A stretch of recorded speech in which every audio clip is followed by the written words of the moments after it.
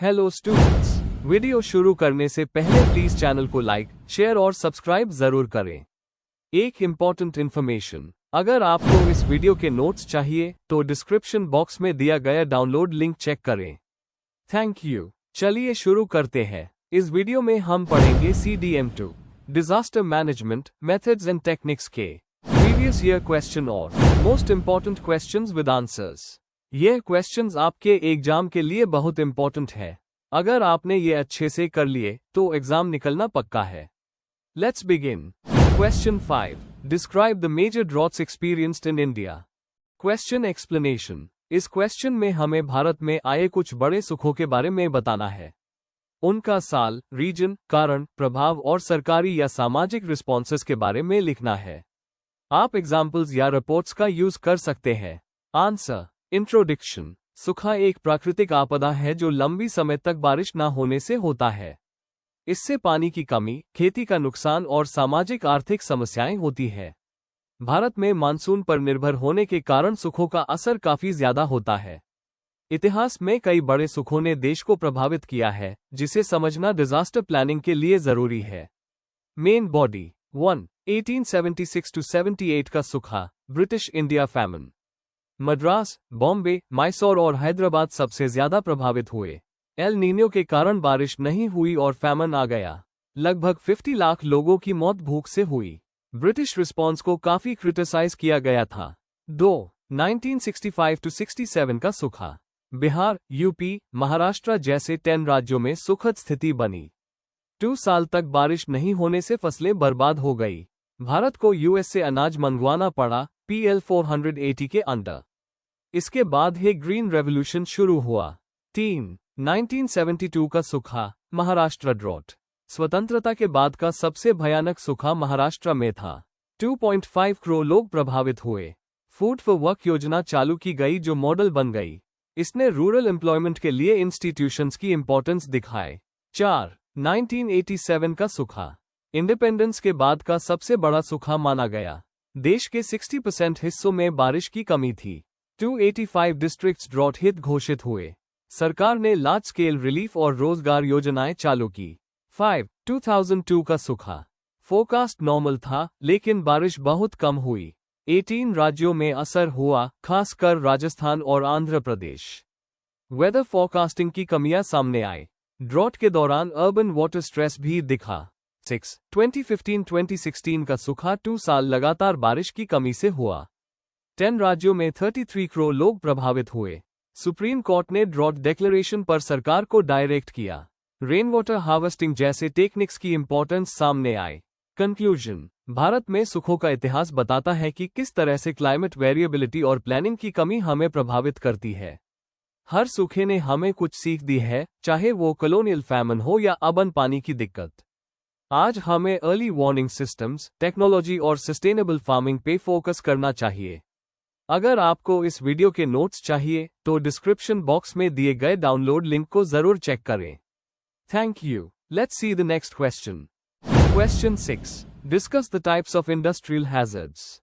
Question explanation. इस question में हमें बताना है कि इंडस्ट्रियल एरिया में कौन कौन से हैजर्ड्स यानी खतरे होते हैं।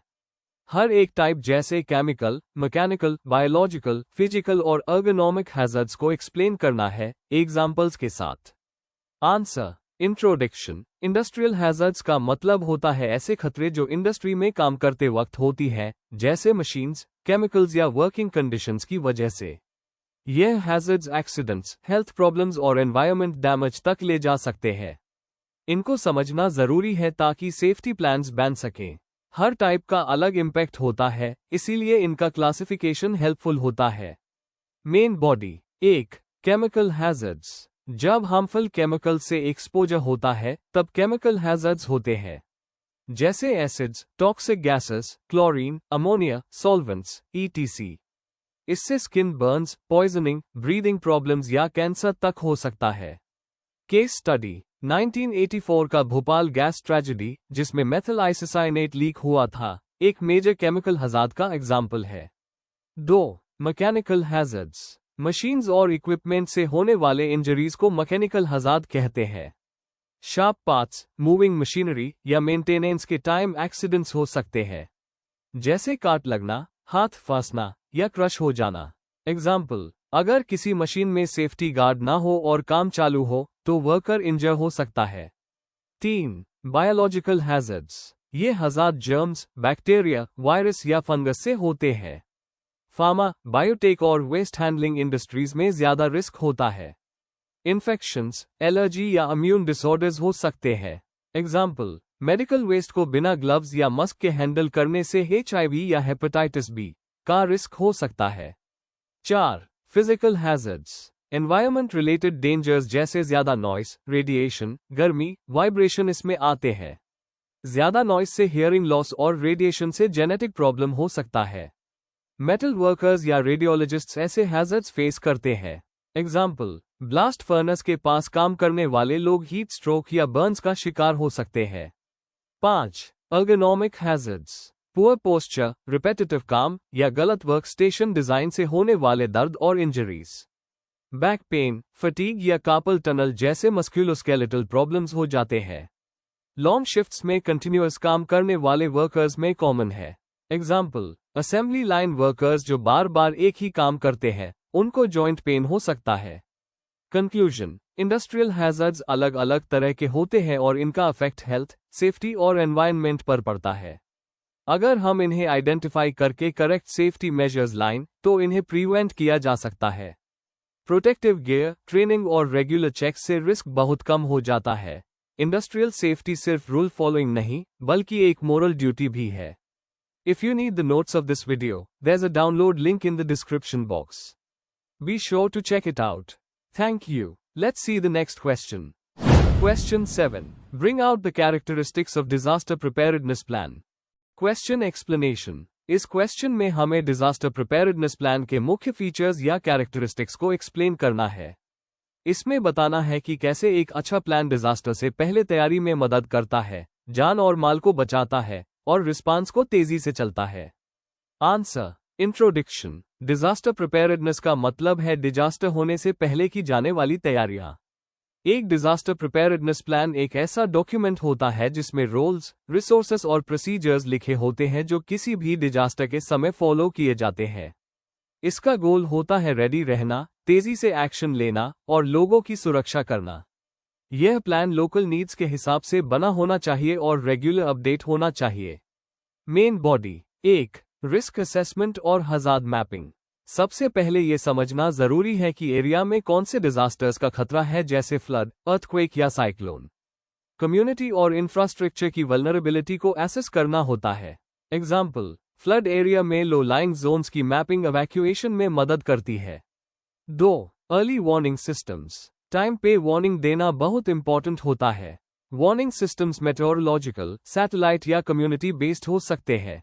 एग्जाम्पल, IMD साइक्लोन के अलर्ट से लोग टाइमली इवैक्यूएट कर लेते हैं। 3. रिसोर्स मोबिलाइजेशन और लॉजिस्टिक्स। प्लान में ये लिखना चाहिए कि इमरजेंसी के समय कौन से रिसोर्सेज अवेलेबल है, जैसे shelter, first aid, rescue team, ETC। Resources का डिस्ट्रीब्यूशन कैसे होगा, ये भी डिफाइंड होना चाहिए। पहले से रिसोर्स रेडी रखना काफी टाइम बचाता है। 4. कम्युनिटी इन्वॉल्वमेंट और ट्रेनिंग। लोकल लोगों को फर्स्ट एड, रेस्क्यू और इमरजेंसी कम्युनिकेशन की ट्रेनिंग देनी चाहिए। अवेयरनेस प्रोग्राम्स और मॉक ड्रिल्स लोगों को मेंटली प्रिपेयर करते हैं।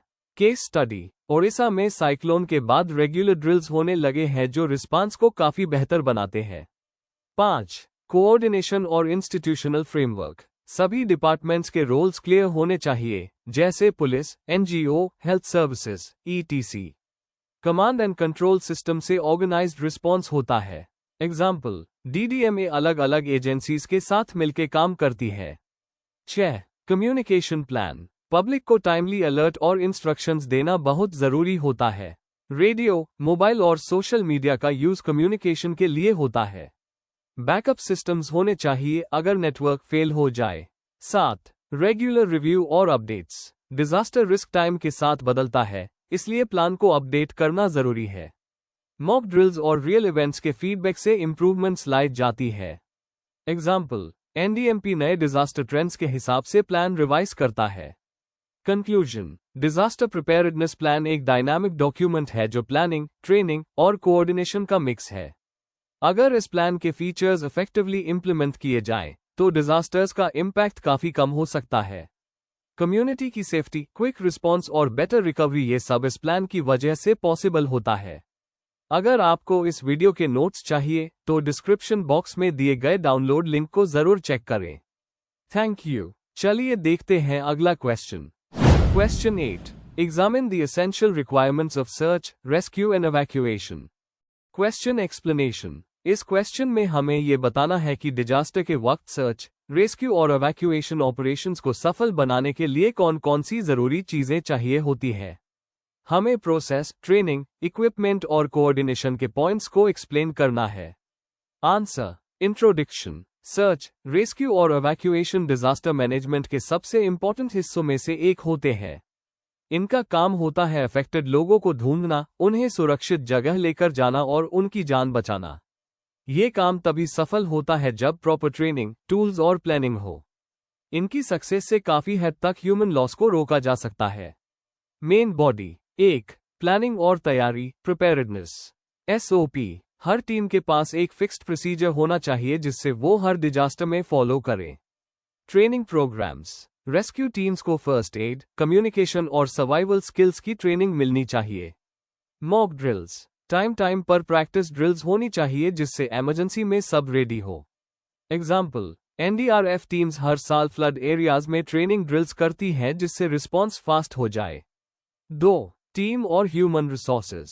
Specialist teams, doctors, engineers, volunteers और पुलिस वाले रेस्क्यू में शामिल होने चाहिए। Local participation. लोकल लोग सबसे पहले पहुंचते हैं तो उनका ट्रेंड होना भी जरूरी है। Role clarity. हर मेंबर को अपना काम क्लियरली मालूम होना चाहिए। एग्जाम्पल, 2013 उत्तराखंड फ्लड में आर्मी के ट्रेंड माउंटेनियर्स ने बहुत हेल्प की थी। 3. इक्विपमेंट और टेक्नोलॉजी का उपयोग। बेसिक टूल्स, रस्सी, स्ट्रेचर, कटर, इन्फ्लेटेबल बोट्स जैसे टूल्स जरूरी होते हैं। Safety gears, helmet, gloves, oxygen mask जैसे गियर्स रेस्क्यूअर्स की सुरक्षा के लिए चाहिए। एडवांस टेक्नोलॉजी, ड्रोन, GPS और थर्मल कैमरास यूज होते हैं विक्टिम्स को लोकेट करने में। एग्जाम्पल, भूकंप के बाद बिल्डिंग्स के नीचे फंसे लोगों को डिटेक्ट करने के लिए थर्मल कैमरास काफी काम आए हैं। 4. एवैक्यूएशन प्लान और relief centres. Transport facilities, ambulance, बस, हेलीकॉप्टर रेडी होने चाहिए। एवैक्यूएशन रूट, साफ और प्रीडिफाइंड रूट्स होने चाहिए। शेल्टर्स, रिलीफ कैंप्स में बेसिक फैसिलिटीज जैसे फूड, वाटर और मेडिकल हेल्प अवेलेबल होनी चाहिए। एग्जाम्पल, 2019 में साइक्लोन फानी के टाइम ओडिशा गवर्नमेंट ने 10 लाख लोगों को सेफ जोन में शिफ्ट करके कई जानें बचाई थी। 5. कम्युनिकेशन और कोऑर्डिनेशन। Central command. एक कमांड सेंटर होना चाहिए जो डिसीजंस ले और इम्प्लीमेंट करे। Communication tools, wireless radio, satellite phones और लाउडस्पीकर्स का उस होना चाहिए। Multi agency support. Police, fire brigade, health और NGO के बीच अच्छी कोऑर्डिनेशन होनी चाहिए। कंक्लूजन। सर्च, रेस्क्यू और एवैक्यूएशन डिजास्टर के वक्त जान बचाने वाले सबसे क्रिटिकल स्टेप्स होते हैं। अगर प्लानिंग, ट्रेनिंग और कोऑर्डिनेशन ठीक से हो तो काफी लोगों की लाइफ बचाई जा सकती है। इसके लिए इन्वेस्टमेंट और कम्युनिटी का एक्टिव पार्टिसिपेशन बहुत जरूरी है। इससे हम किसी भी डिजास्टर के इम्पैक्ट को काफी कम कर सकते हैं। Before we end, please like, share and subscribe the channel for more such study materials and one important information, अगर आपको नोट्स चाहिए तो डिस्क्रिप्शन बॉक्स में डाउनलोड लिंक दिया हुआ है, जरूर चेक करें।